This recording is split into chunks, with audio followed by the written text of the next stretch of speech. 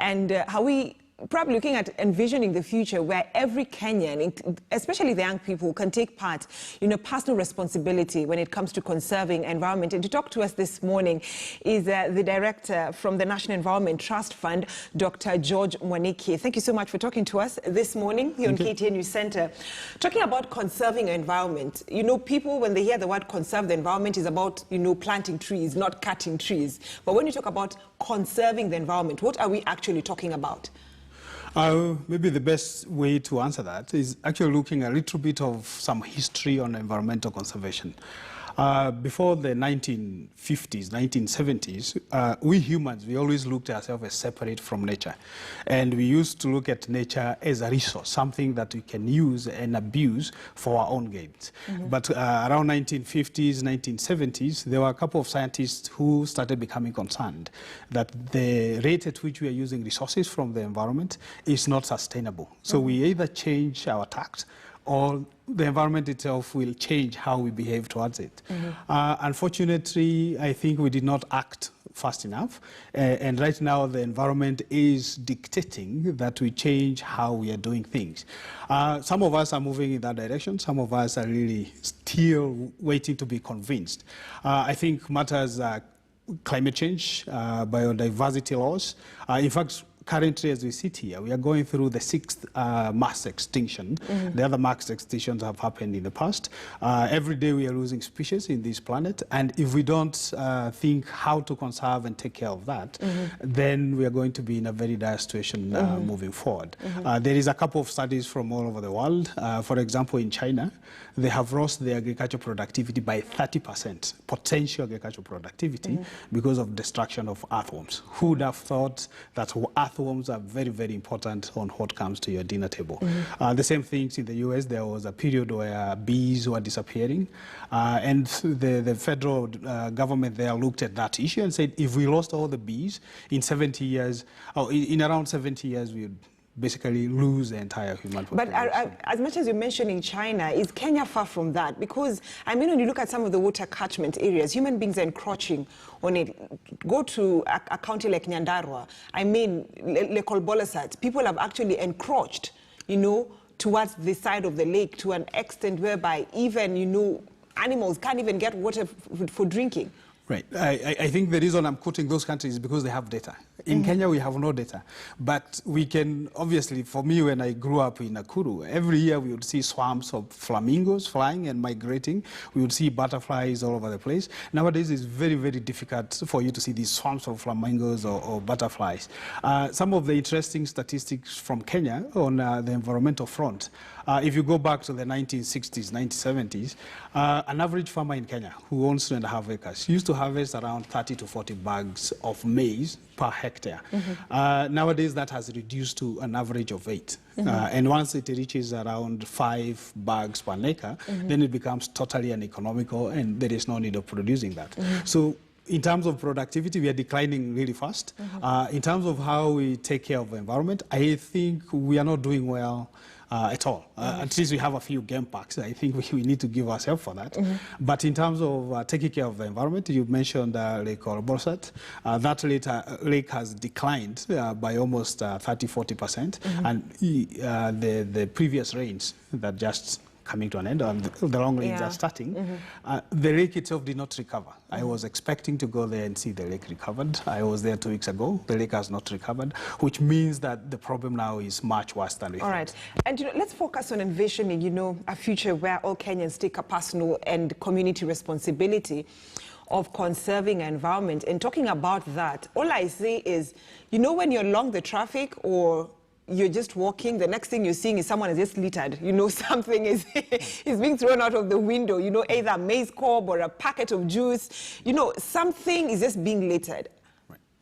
I think there is need to educate and kind of sensitize our population on the need to conserve the environment. Unfortunately, littering is something that we see immediately, or something you see going home.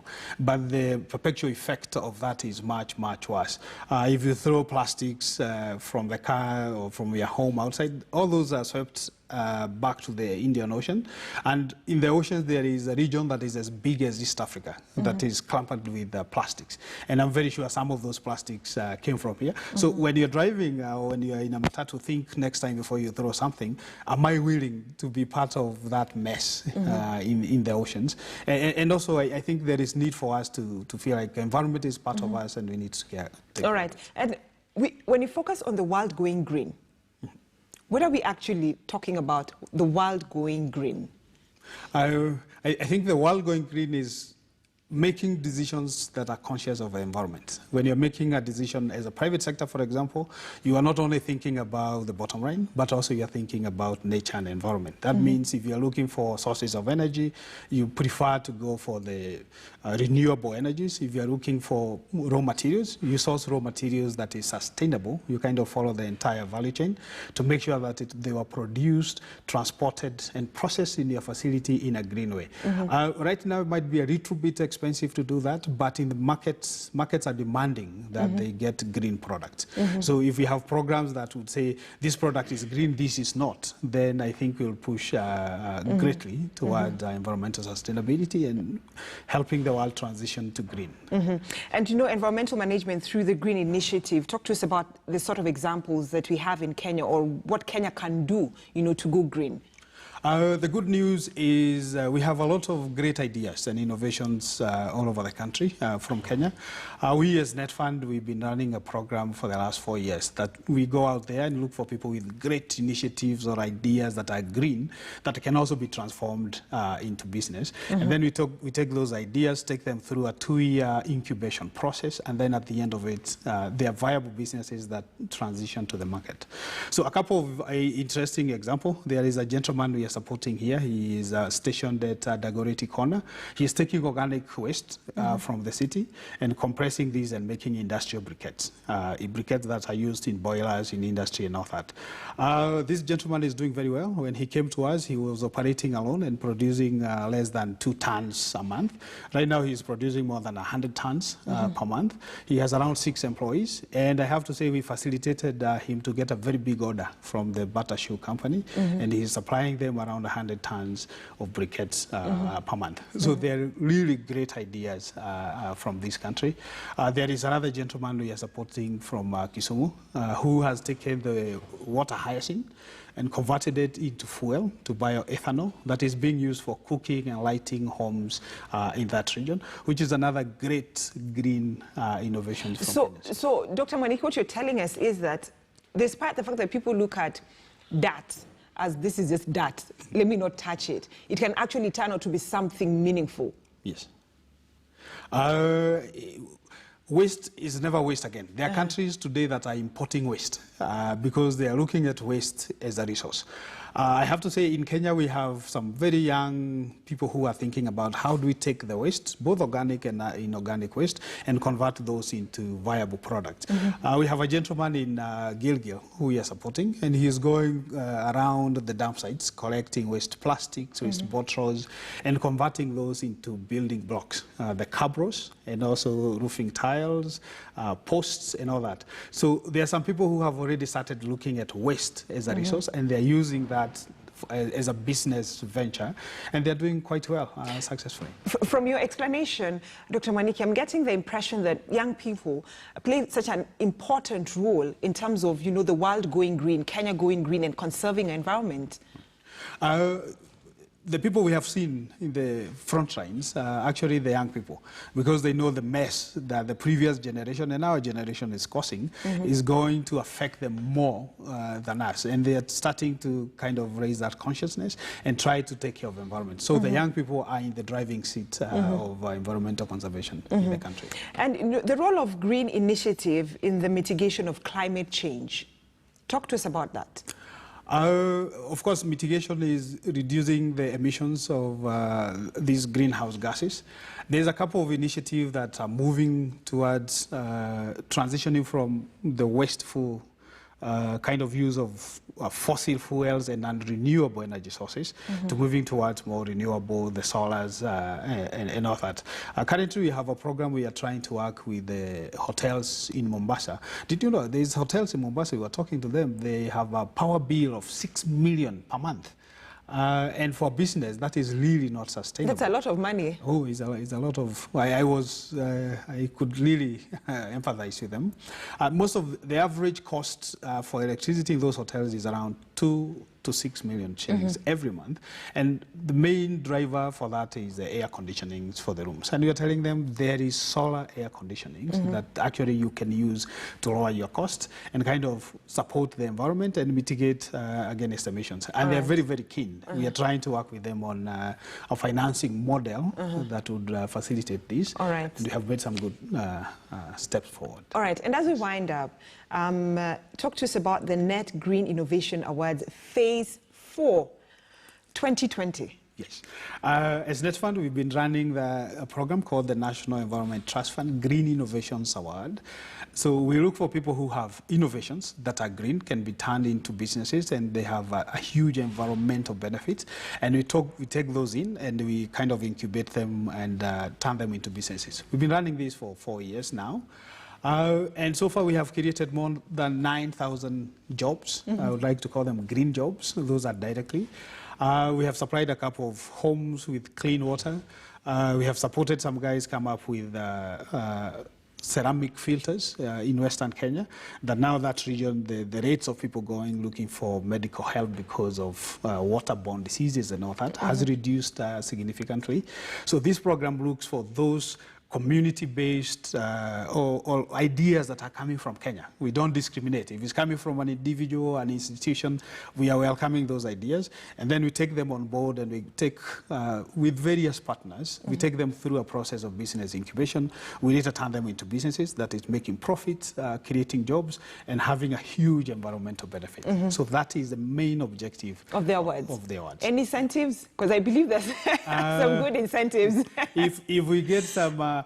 there is a big incentive with anybody who has an innovation coming to work with us because we are part of government. So then if you want to get a patent for your idea, we can facilitate that. If you want to access some of these youth fund and all these other resources that are available, we are able to negotiate that for you and show you how to get there. We are also able to connect them with various technical institutions like KILD, the universities. So we sit in a chair or in a position where we can actually create a lot of these you actually like a middleman, a connector. Yes, a connector. So now, as we talk about, the 2020 awards, what process should one go through? Should I submit, my project so that it goes through the vetting process and then I'm shortlisted? Currently, the award is open. If you go to our website, www.netfund.go.ke, you'll be able to see the application forms. You can apply there directly. You don't need a laptop. You can actually do it on your phone. If you're not able to access the website, you can go to any NEMA offices in the country or any KFS offices or KEFRI. And our forms or the application forms are there already. Or you can just download the form, fill it up, and then put it to the poster. We are going to collect it there. So that is, at the moment, we are the entry phase. We also have hired a couple of young people, around 25 of them, and they are all over the country looking for ideas. So we are hungry to get these ideas. So please, anybody with a great environmental idea, please make sure it reaches us, and we'll see how we can support you. But the environmental idea has to be one that conserves the environment. Sometimes people don't know they're conserving, but they're really conserving. So we are looking for any ideas that is in energy, waste management, environmental issues, tree planting and such ideas. Many of those.